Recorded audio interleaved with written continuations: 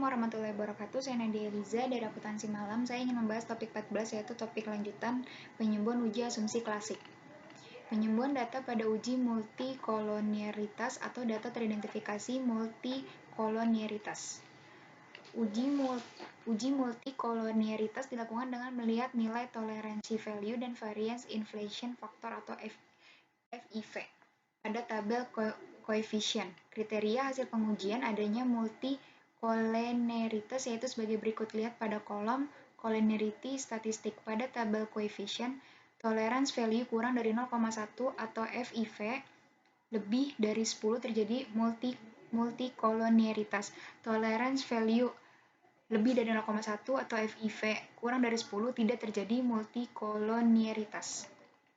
Faktor yang mengidentifikasi gejala multikolonialitas dalam model regresi yaitu suatu keadaan di mana dat menunjukkan kolerasi linear yang perfect di antara variabel penjelas yang dimasukkan ke dalam model regresi.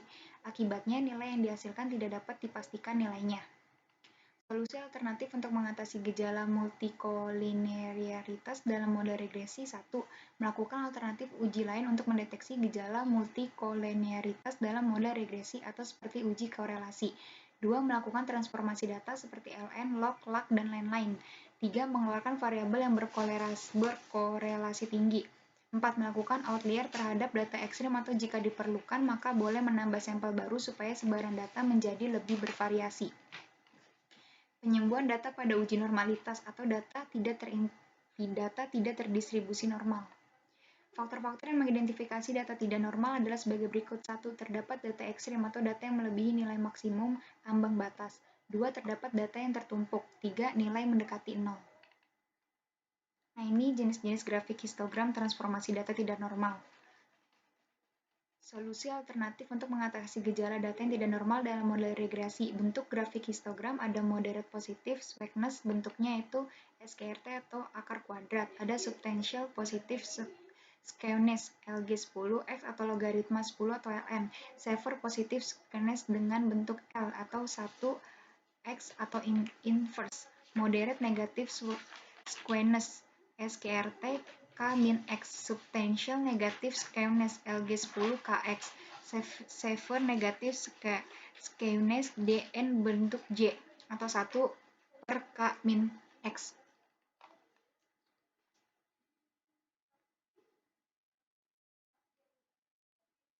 Menggunakan rumus memang banyak dan dari grafik ini punya transformasi yang berbeda-beda. Balik ke slide sebelumnya. Jadi kalian masukkan datanya dari sesuai grafik histogram.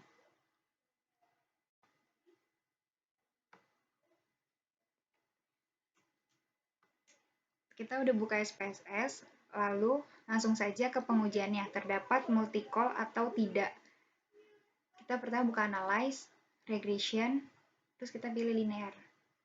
Independent, kita masukin income, terus kita masukin X1, X2, X3, dan X4.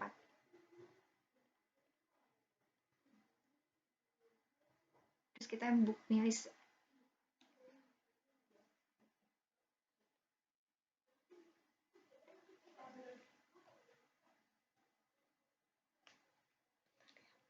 sebentar ya.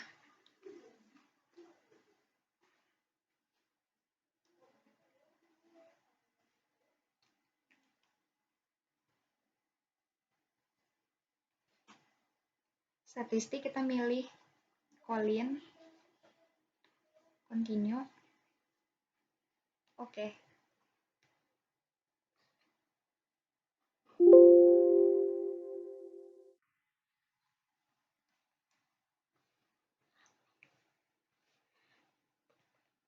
Kita coba lagi ya, kita buka analyze, linear, ini kita pilih statistik, kita milih continue,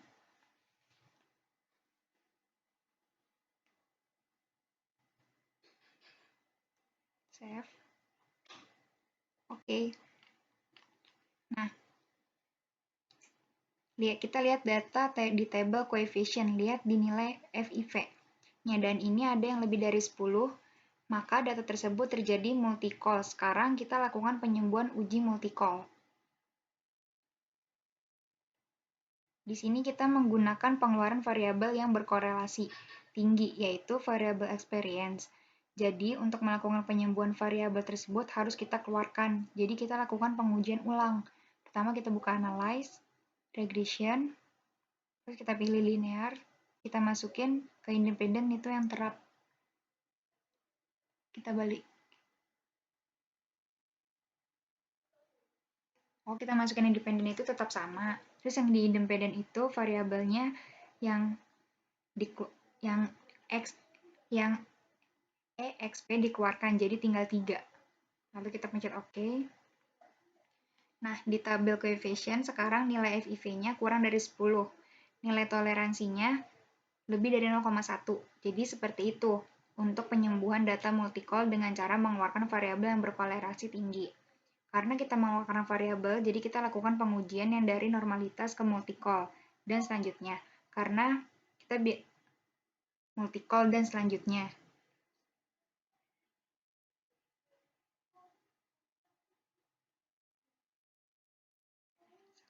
Misalnya di normalitas lolos, tapi di multi-call nggak lolos kayak tadi, maka harus pengujian ulang. Sekian presentasi dari saya. Wassalamualaikum warahmatullahi wabarakatuh.